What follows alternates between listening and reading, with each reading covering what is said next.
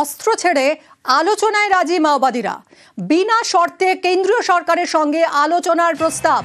15 আগস্টের প্রেস বিবৃতিতে দাবি মাওবাদী মুখপাত্র অভয়ের, কেন্দ্রীয় স্বরাষ্ট্র মন্ত্রকের কমিটির সঙ্গে আলোচনার প্রস্তাব দেওয়া হয়েছে। ভাইরাল হওয়া 15 আগস্টের এই বিবৃতির সত্যতা যাচাই করছে কেন্দ্র। 2026 সালের মার্চের মধ্যে মাওবাদী মুক্ত করার বার্তা অমিত শাহের। কথা বলবো সরাসরি আমাদের প্রতিনিধি তনু वर्मा সঙ্গে। तनु, ये स्टेटमेंट की ऑथेंटिसिटी जांच कर रही है मिनिस्ट्री ऑफ होम अफेयर्स। अगर ये माओवादियों का ही है तो फिर ये कितना सिग्निफिकेंट होगा? क्या ये केंद्रीय सरकार का बड़ा सफलता माना जाएगा? जी बिल्कुल, देखिए छत्तीसगढ़ में नक्सलियों ने शांति वार्ता और हथियार छोड़ने के लिए इच्छा जताई है और इसके लिए जो नक्सली के प्रवक्ता हैं अभय, उन्होंने एक प्रेस नोट जारी किया है और इस प्रेस नोट में नक्सलियों ने 1 महीने का समय मांगा है और इस 1 महीने में सीज फायर की मांग की गई है।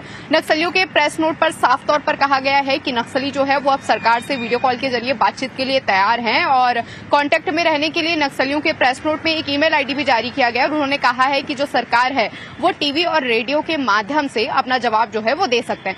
छत्तीसगढ़ में 2024 से लगातार नक्सल ऑपरेशन चल रहा है और इस नक्सल ऑपरेशन में बड़ी संख्या में नक्सली जो है वो मुठभेड़ में मारे गए हैं। अगर 18 महीने की हम बात करें तो 18 महीने में फोर्स ने 450 से ज्यादा नक्सलियों को जो है मार गिराया है और इसके साथ ही 15 से ज्यादा बड़े नक्सली लीडर जो हैं वो मारे जा चुके हैं, जिसकी वजह से नक्सली जो है वो बैकफुट पर आते हुए नजर आ रहे हैं और एक तरह से जो नक्सल अभियान सुरक्षा बलों की तरफ से चलाया जा रहा था उससे नक्सलियों के जो हौसले हैं वो पस्त होते नजर आ रहे हैं। क्योंकि जब छत्तीसगढ़ में केंद्रीय गृह मंत्री अमित शाह का दौरा था तो इस दौरान उन्होंने मार्च 2026 तक छत्तीसगढ़ से नक्सलवाद को पूरी तरह से खत्म करने की बात कही थी और उनके इस डेडलाइन के बाद से नक्सल ऑपरेशन काफी तेजी से छत्तीसगढ़ में जो है वो चलाया जा रहा था और यही वजह है कि नक्सली अब शांति वार्ता की अपील कर रहे हैं। हालांकि सरकार की तरफ से इस प्रेस नोट को लेकर कोई प्रतिक्रिया सामने नहीं आई है क्योंकि अभी सुरक्षा एजेंसियों से पहले जो है इस पूरी प्रेस नोट की जांच करवाई जाएगी कि आखिर ये प्रेस नोट नक्सलियों की तरफ से ही जारी किया गया है। प्रेस नोट की सत्यता की भी जांच की जाएगी। इसके साथ ही क्या सच में नक्सली हथियार छोड़ने के लिए तैयार हो गए हैं या फिर ये उनकी तरफ से फिर कोई रणनीति ना हो, तो इन तमाम मुद्दों को लेकर फिलहाल जो है सुरक्षा एजेंसियों की तरफ से जांच की जाएगी। लेकिन जिस तरह से नक्सलियों का प्रेस नोट सामने आया, क्योंकि इससे पहले अप्रैल में भी नक्सलियों की तरफ से शांति वार्ता के लिए प्रेस नोट जारी किया था और ये दूसरी बार है जब नक्सली प्रेस नोट जारी करते हुए नजर आए, तो ऐसे में कहा जा सकता है कि सरकार की एक बड़ी सफलता है और नक्सलियों के हौसले पूरी तरह से जो है वो पस्त हो गए हैं क्योंकि लगातार छत्तीसगढ़ में नक्सल ऑपरेशन जो है वो चलाया जा रहा था। इस नक्सल ऑपरेशन में जवान सफलता हासिल कर रहे थे और यही वजह है कि अब नक्सली बैकफुट पर आ रहे हैं और फिलहाल सरकार की प्रतिक्रिया का इंतजार है कि इस पूरे प्रेस नोट पर सरकार का क्या कुछ प्रतिक्रिया आता है। जी बहुत बहुत शुक्रिया। আমরা কথা বললাম আমাদের প্রতিনিধি তনু वर्माর সঙ্গে। অস্ত্র ছেড়ে আলোচনায় রাজি মাওবাদীরা, বিনা শর্তে কেন্দ্রীয় সরকারের সঙ্গে আলোচনার প্রস্তাব। 15 আগস্টের প্রেস বিবৃতিতে দাবি মাওবাদী মুখপাত্র অভয়ের, কেন্দ্রীয় স্বরাষ্ট্র মন্ত্রকের কমিটির সঙ্গে আলোচনার প্রস্তাব। ভাইরাল হওয়া 15 আগস্টের বিবৃতির সত্যতা যাচাই করছে কেন্দ্র। 2026 সালের মার্চের মধ্যে মাওবাদী মুক্ত করার বার্তা অমিত শাহের।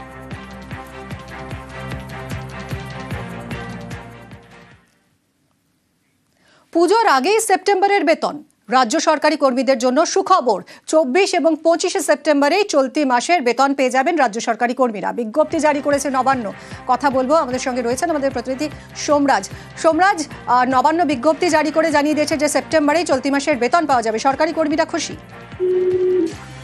দেখো, একদমই তার কারণ পুজোর আগেই রাজ্যের সরকারি কর্মচারীরা সেপ্টেম্বর মাসের বেতন পেয়ে যাবেন। রাজ্যের অর্থ দপ্তরের তরফে ইতিমধ্যেই বিজ্ঞপ্তি জারি করা হয়েছে গতকালই, যেখানে বলা হয়েছে সেপ্টেম্বর মাসের বেতন 24 ও 25 সেপ্টেম্বরই পেয়ে যাবেন সরকারি কর্মচারীরা, সরকারের বিভিন্ন দপ্তরের কর্মীরা, পাশাপাশি বিভিন্ন সরকারের অধীনে বিভিন্ন স্বশাসিত সংস্থাগুলি রয়েছেন তাদের কর্মীরা পেয়ে যাবেন।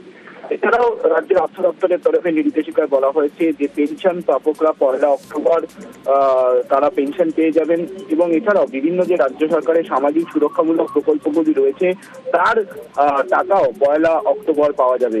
কিন্তু যেটা সব থেকে গুরুত্বপূর্ণ যে 26 সেপ্টেম্বর থেকে 7 অক্টোবর রাজ্য সরকারি ছুটি রয়েছে, পুজোর ছুটি রয়েছে, তার ঠিক আগেই অর্থাৎ পুজোর ছুটি পড়ার আগেই সরকারি কর্মচারীরা সেপ্টেম্বর মাসের বেতন পেয়ে যাবেন। এই মর্মে অর্থ দপ্তর নির্দেশিকা জারি করে বিভিন্ন জেলা শাসক বিভিন্ন দপ্তরের সচিবদের পাঠিয়েছে।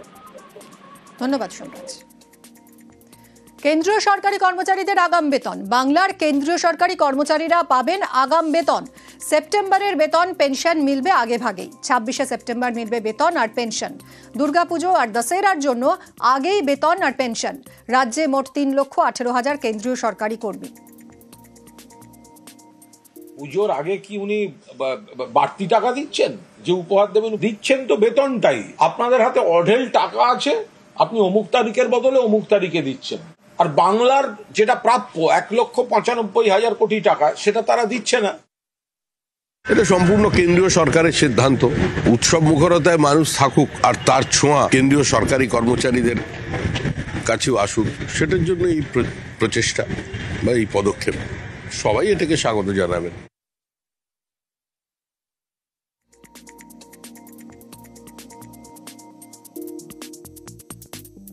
নদিয়ায় 240 কোটি টাকায় রাস্তা সংস্কার।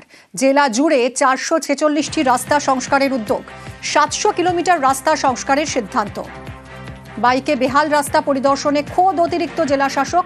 দ্রুত খরচের হিসেব পঞ্চায়েত গ্রামোন্নয়ন দফতরে জমা। প্রশাসনের উদ্যোগে খুশি জেলাবাসী। 240 কোটি টাকায় রাস্তা সংস্কারের সিদ্ধান্ত। জেলা জুড়ে 446টি রাস্তা সংস্কার করা হবে, সেই উদ্যোগ নেওয়া হয়েছে। সমীর আমাদের প্রতিনিধির সঙ্গে কথা বলব। সমীর, কবে থেকে শুরু হবে এই কাজ? এটা খুব সম্ভবত পুজোর পর থেকে এই কাজ শুরু হবে। এখনো পর্যন্ত 14 ছড়ি করে দিয়েছে এই রাস্তা সংস্কারের জন্য নদীয়া জেলা প্রশাসন বা জেলা পরিষদ। তার কারণ নদীয়া জেলার বিভিন্ন প্রান্তের বিভিন্ন রাস্তা বেহাল ছিল এবং জনপ্রতিনিধি সহ বিভিন্ন মাধ্যমে রাজ্য সরকারের গ্রামোন্নয়ন দপ্তর, পঞ্চায়েত ও গ্রামোন্নয়ন দপ্তরে প্রায় 500 বেহাল রাস্তা সংস্কারের জন্য আবেদন জমা করেছিল এবং সেই আবেদনের সাড়া দিয়ে গ্রামোন্নয়ন দপ্তর জেলা প্রশাসনকে নির্দেশ দেয় যে তড়িঘড়ি সেই সিদ্ধান্ত বা বাস্তবায়ন করতে হবে। এরপরে কিন্তু সমীক্ষা শুরু করে জেলা প্রশাসন এবং সমীক্ষা করে দেখা যায় এর মধ্যে 446টি রাস্তা সংস্কার করার যোগ্য। অবস্থা খুবই খারাপ এবং সেই রাস্তাগুলি পরিদর্শনে যারা নির্দিষ্ট জেলা শাসক এবং দেখেন সত্যি রাস্তাগুলো খুব খারাপ। এরপরে কিন্তু খসড়া বাজেট তৈরি করে এদের মধ্যে সেটা গ্রামোন্নয়ন দপ্তরে পাঠানোর প্রযোগ শুরু করে দিয়েছে এবং টাকা বরাদ্দ হলে পরে কিন্তু পুজোর পর থেকে রাস্তা সংস্কার করা হয় বলে একটা আশা করা যাচ্ছে এবং এই সিদ্ধান্তে কিন্তু খুশি এলাকাবাসী। ধন্যবাদ। পঞ্চায়েতের বিরুদ্ধে দুর্নীতির অভিযোগ। কাজ না করেও টাকা আত্মসাতের অভিযোগ। অভিযোগ চোপড়ার মাঝিয়ালি পঞ্চায়েতের বিরুদ্ধে। 12 লক্ষ টাকার দুর্নীতির অভিযোগে তদন্ত দাবি। মহকুমা শাসকের কাছে লিখিত অভিযোগ বিজেপির। মাঝালি গ্রাম পঞ্চায়েত যে আছে সেখানে বিপুল পরিমাণে দুর্নীতি হচ্ছে। কোনো রকম কাজ হয়নি, অথচ টাকা তুলে নেওয়া হয়েছে। আমরা ফিল্ডেও গেছি, দেখেছি।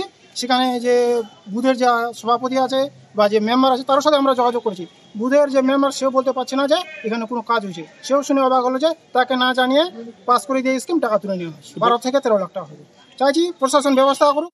ওরা যা করেছে সব ভিত্তিহীন। এরকম আমাদের কোনো নাই যে আমরা কোনো রাস্তা কাজ করিনি। যারা স্ক্রিনশট দেখাচ্ছে কাজ হয়নি, যখন ইনকোয়ারির লোক আসবে আমাদের উপর থেকে তারা দেখে নেবে নিশ্চয়ই ফিল্ডে যাই যে কাজ হয়েছে কি হয়নি। আমাদের সব জায়গায় বোর্ড লাগানো আছে, যা কাজ হয়েছে সব জায়গায় হয়েছে। সব অভিযোগে ভিত্তিহীন হবে।